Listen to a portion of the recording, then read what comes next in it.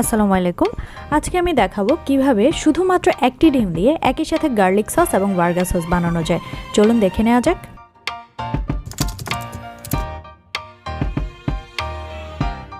আমি নিয়েছি 1 চা চামচ ভিনেগার, 1 টেবিল চামচ রসুন কুচি, রুম টেম্পারেচারে রাখা একটি ডিম, লবণ 1/3 চা চামচ, গোলমরিচ আধা চা চামচ, পাউডার মিল্ক এবং চিনি 1 টেবিল চামচ করে।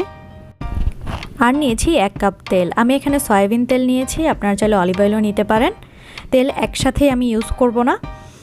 এখন আমি সবগুলো ইনগ্রেডিয়েন্টসের সাথে 2 টেবিল চামচ তেল দিয়ে 30 সেকেন্ড ব্লেন্ড করব। 30 সেকেন্ড বিট করার পর আমি আবার সামান্য একটু তেল দিয়ে আবার বিট করব। এভাবে 3 থেকে 4 বার করে 1 কাপ তেল অল্প অল্প করে দিয়ে ব্লেন্ড করতে থাকবো। এখানে বলে রাখি, ডিম কিন্তু ডিরেক্ট ফ্রিজ থেকে বের করে ইউজ করবেন না, অবশ্যই রুম টেম্পারেচারে আসার পর ইউজ করতে হবে, তা না হলে সস হবে না। দেখুন, যদি এরকম পাতলা হয়ে যায় ভয় পাবেন না, তেল দিয়ে ব্লেন্ড করতে থাকুন, আস্তে আস্তে পারফেক্ট কনসিস্টেন্সিটা চলে আসবে।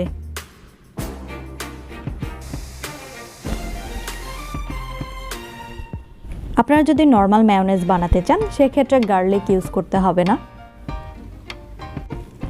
আমি যেহেতু গার্লিক সস বানাবো তাই ইউজ করেছি। আচ্ছা, বলে রাখি, বার্গার সস বানানোর জন্য মায়োনেজের সাথে রসুন, টমেটো কেচাপ আর পাপরিকা পাউডার ইউজ করলে বার্গার সস হয়ে যায়। পাপরিকা পাউডার না থাকলে কোনো সমস্যা নেই, আপনারা সেটা স্কিপ করতে পারেন। দেখুন, হয়ে গিয়েছে একদম পারফেক্টলি কনসিস্টেন্ট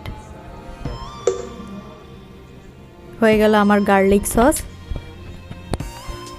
এবার আমি এর সাথে টমেটো কেচাপ অ্যাড করব। অলরেডি গার্লিক অ্যাড করা আছে,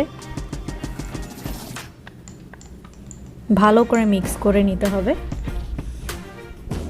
আমার রিকোয়েস্ট থাকবে আপনাদের কাছে যে বাসায় একবার হলেও ট্রাই করবেন এই সস। রেস্টুরেন্টের স্বাদের চেয়ে কোনো অংশেই কম হবে না, ট্রাস্ট মি। আশা করছি বাসায় ট্রাই করবেন। Thanks for watching.